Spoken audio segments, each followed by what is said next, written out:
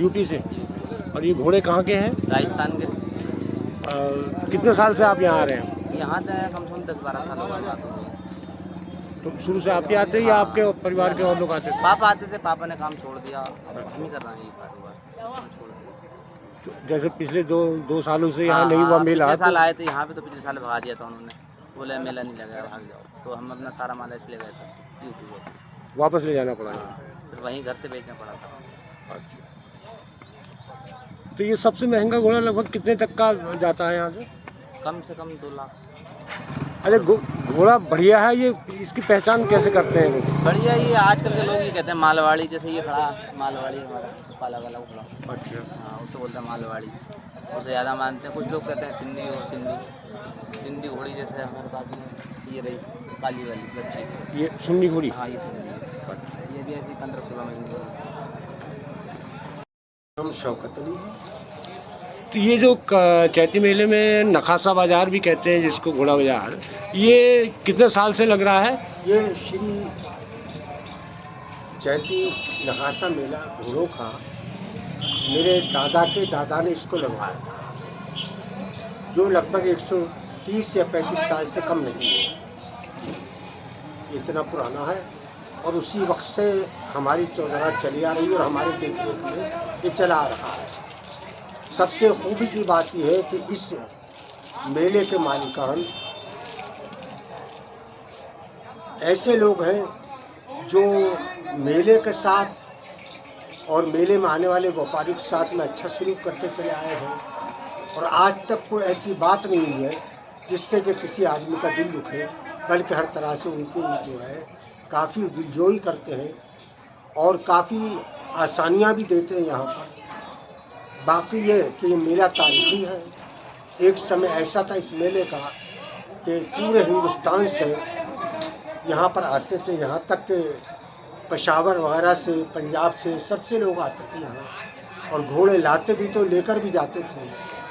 और उसके बाद काफ़ी, यानी कि आज से 40-45 साल पहले भी पंजाब, राजस्थान, मध्य प्रदेश, महाराष्ट्र, गुजरात आपके, और फिर ये कि उत्तर प्रदेश, काफ़ी जगहों से लोग आते थे और माल यहाँ से लेकर के जाते थे।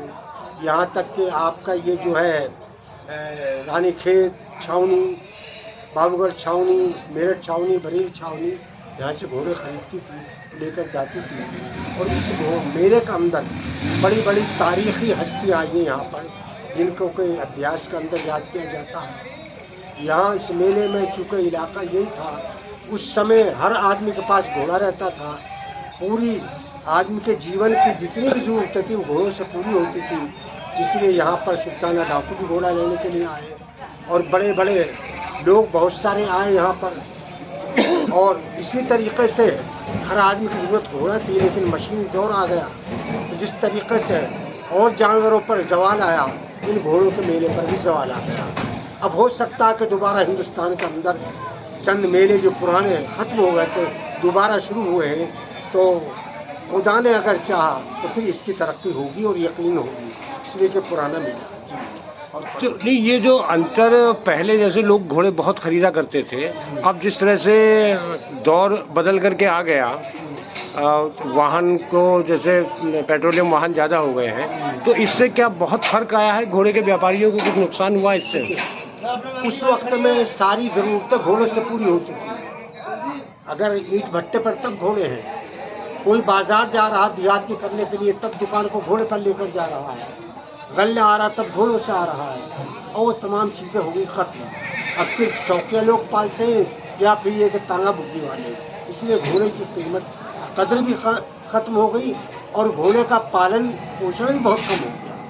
तो इस मेले में आपके, क्योंकि आपको बहुत साल हो गए हैं, तो लगभग अधिकतम कितनी कीमत का घोड़ा आज तक बिका है? देखिए, इस मेले के अंदर जो है 1,40,000 रुपये तक का घोड़ा बिक चुका है, यानी कि 2019 या 18 में इतनी कीमत का घोड़ा यहाँ पर बिका है। तो अब इसमें जो लोग आते हैं, सभी तरह के लोग आते हैं, हिंदू मुस्लिम सभी तरह के लोग आते हैं, तो क्या कुछ अब कुछ फ़र्क पड़ा है कि इसमें एक ही समुदाय के लोग आने लगे हैं, या कुछ ऐसा तो नहीं है? शुरू से ऐसा है, और यहाँ आने के बाद में सिर्फ इंसान नज़र आते हैं, मानवता नज़र आती है, यहाँ हिंदू मुस्लिम कोई नज़र नहीं आता। व्यापारी है, ग्राहक है। आपका नाम?